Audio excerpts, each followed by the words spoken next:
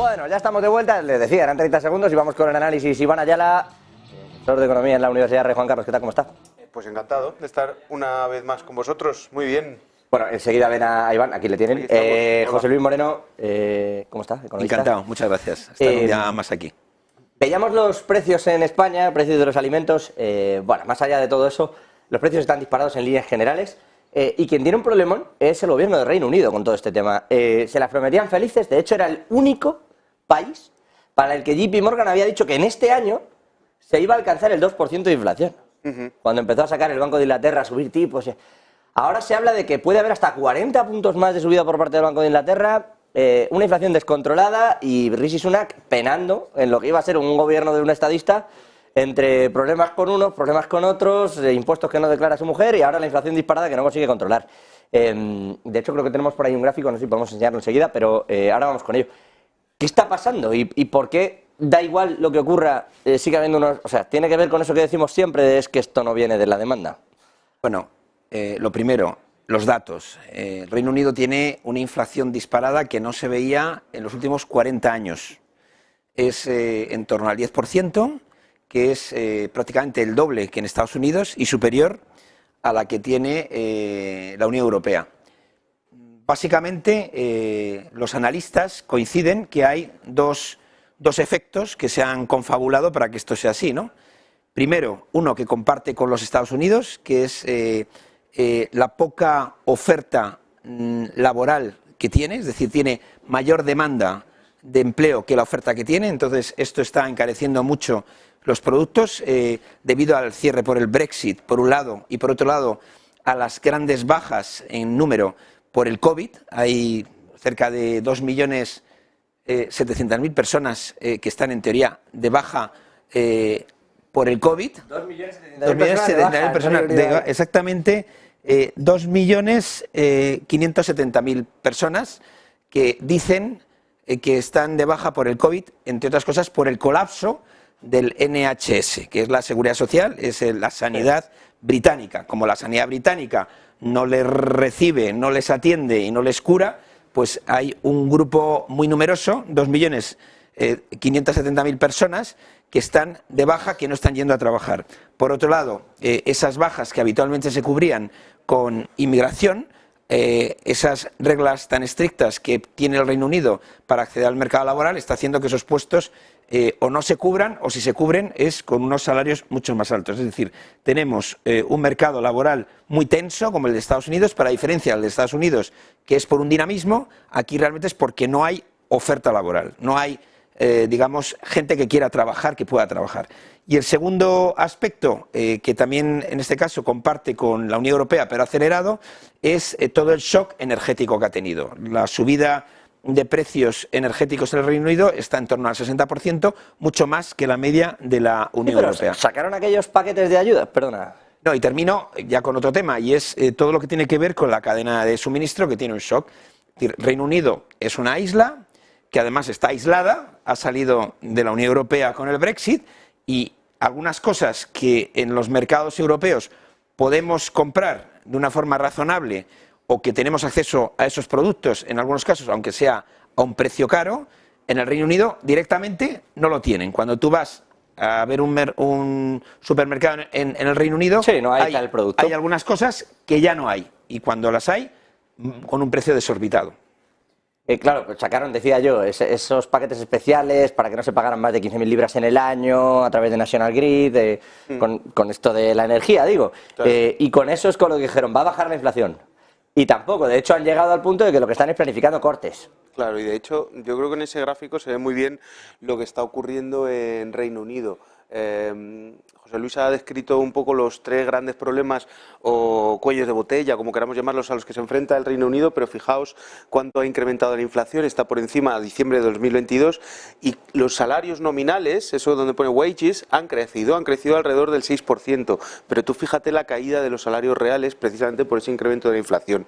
Esto es lo que está ocurriendo precisamente en Reino Unido, y esto es a lo que se va a enfrentar Rishi Sunak, entre otras cosas, porque porque lo que estamos viendo es el intento pues, de ciertos grupos de trabajadores por recuperar ese poder adquisitivo que han ido perdiendo. Esto genera la inflación o la espiral inflacionaria esta tan temida y que no está ocurriendo. Que podríamos llegar a una estanflación si esto perdura y perdura. Si perdura y las tasas de crecimiento caen y la inflación sigue creciendo, desde luego. Pero lo que estamos viendo son estos efectos de segunda vuelta que en Reino Unido se están poniendo de manifiesto realmente de manera bastante importante. Vosotros fijaos que los salarios reales han caído hasta un 3,2% y los subsidios de desempleo, el poder adquisitivo de los subsidios de desempleo ha caído hasta un 12%. Es decir, se está concentrando mucho en lo que llevamos de año, en 2023. Se está concentrando mucho y esto está generando unas tensiones sociales que difícilmente van a poder ser resueltas con las políticas que están poniendo encima de la mesa Rishi Sunak. Esto que estás comentando, estas políticas sociales que están intentando mitigar, bueno, pues claramente no están sirviendo para absolutamente nada y desde luego no para contener la inflación, pero no para contener esas espirales de las que estábamos hablando. Hablas de Rishi Sunak. La semana pasada hubo elecciones locales y se han dado una castaña importante los conservadores al punto de que es su peor resultado desde el famoso miércoles negro que tuvieron, pero que suspendieron incluso la libra esterlina. Pero que es menos de lo que se esperaban. Se esperaban mucho más. Claro, pero o sea, a raíz de esas locales se esperaba mucho más porque esperaban que hubiera un auge de los laboristas que tampoco ha terminado de darse, pero hay independientes o grupos de los verdes ganando en sitios donde no habían ganado en su vida. Eso también está pasando. Quiero decirte que hay un descrédito hacia los laboristas también. Pero es verdad, porque todo el mundo lo sepa, que estas elecciones locales, siendo importantes, no son determinantes. No, es un termómetro. Porque ni se ha votado en Londres, que es, digamos, la ciudad de Inglaterra más importante, ni se ha votado en Gales, ni se ha votado en Irlanda del Norte, que es a finales de este mes, cuando son las elecciones, ni se ha votado tampoco en Escocia. Bueno, las de Irlanda del Norte, por cierto, van a ser curiosas. Parece que en Irlanda del Norte ahora van a ser, ¿no? El Partido Laborista no va a aprovechar esta ola que tiene. Es verdad que las proyecciones ahora mismo de esas elecciones que serían antes de enero del 2025, todavía queda un año y medio largo, pronostican una victoria del Partido Laborista con un porcentaje de voto de en torno al 36-38%, cuando, digamos, el Partido Conservador se quedaría entre el 28 y el 30%. Esto, con un sistema mayoritario que tiene el Reino Unido, es una debacle. Es decir, realmente el partido político que tiene un 36-38% y tiene 8 puntos más que el siguiente, que esto no se daba desde el año 1997, esa diferencia tan grande, implica que como ahí cada circunscripción tiene o uno o otro, eso sería una debacle importante. Pero es verdad que Sunak, esto todo el mundo es consciente que si no estuviera Sunak hubiera sido mucho peor. Bueno, eso es lo que se dice. Gimnasia mental. Eso es. Y él lo que dice es que él tiene ahora una obsesión por bajar esa inflación. La inflación es muy importante. Por hacer crecer la economía. La economía está creciendo en el Reino Unido, los datos no son malos en comparación con otros países.